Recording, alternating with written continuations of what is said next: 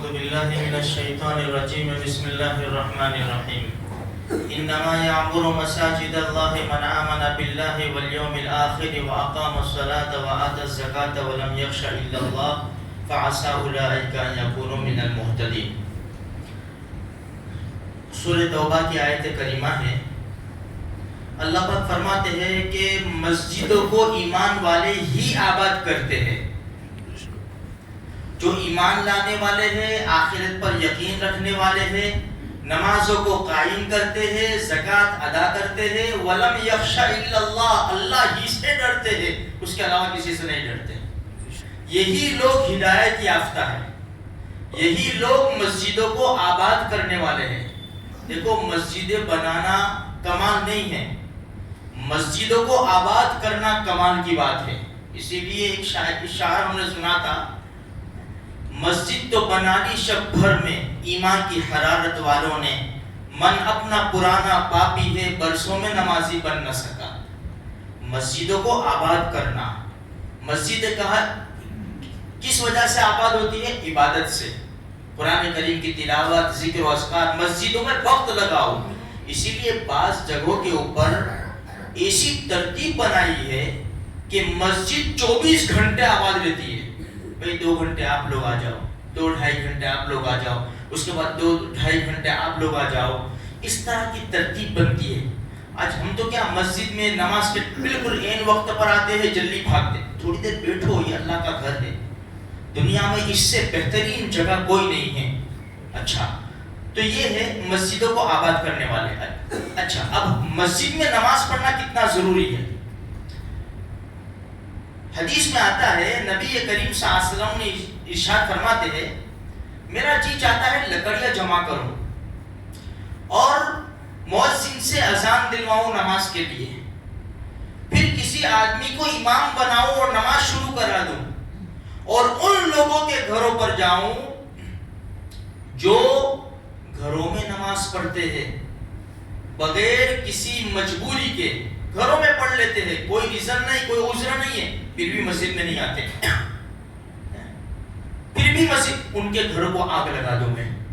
حالانکہ ہمارے نبی نے کیا نہیں ہے ایسا، لیکن یہ ہمارے رحمت والے نبی جو ہے، ان کا یہ فرمانا کہ گھروں میں آگ لگا دوں، تو مسجد میں نماز پڑھنا کتنا ضروری ہو گیا. نماز پڑھتے ہیں لیکن گھروں میں پڑھتے ہیں، مسجد میں نہیں آتے، تو مسجد میں آنا کتنا ضروری ہو گیا.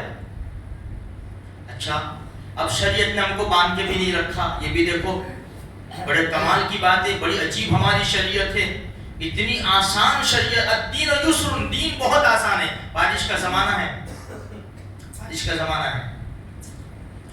عبداللہ ابن عمر رضی اللہ تعالیٰ عنہ نے بارش کے موسم میں اذان دی،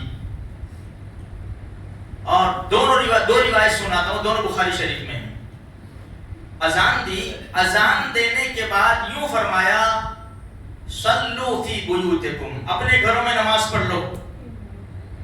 پھر فرمایا، نبی کریم صلی اللہ علیہ وسلم سخت سردی کے زمانے میں اور سخت بارش کے زمانے میں کہ آندھی طوفان، لوگ آ نہ سکے، پھسل جاوے، کیچڑ، تو ہمارے نبی یہی کیا کرتے تھے کہ بھئی مؤذن سے کہتے تھے اعلان کرو کہ گھروں میں نماز پڑھ لے.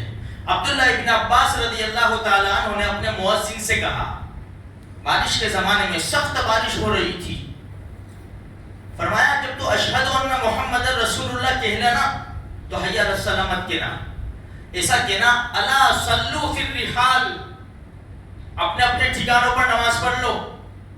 لوگوں نے اس کو تھوڑا سا عجیب سمجھا تو انہوں نے بھانپ لیا، تو فرمایا مجھ سے بڑی ہستی، مجھ سے بہتر انسان نے یہی کام کیا تھا جن کو نبی کریم صلی اللہ علیہ وسلم کہا جاتا ہے کہ اللہ کے رسول کا جب ایسا زمانہ ہوتا اور ایسے حالات ہوتے تو ہمارے نبی یہی فرماتے کہ بھئی صلو فی الرحال، اپنے اپنے ٹھکانوں کے اوپر نماز پڑھ لو. تو میرے بھائیو، 2 باتیں اس سے ہمیں پتہ چلتی ہے کہ ہماری شریعت بہت زیادہ آسان ہے، اور نماز کا کتنا بڑا مرتبہ ہے کہ بھئی بغیر کسی ریزن کے مسجد نہیں چھوڑ سکتے. نماز کی تو بات ہی نہیں ہے، نماز تو ہر حال میں پڑھنی ہے.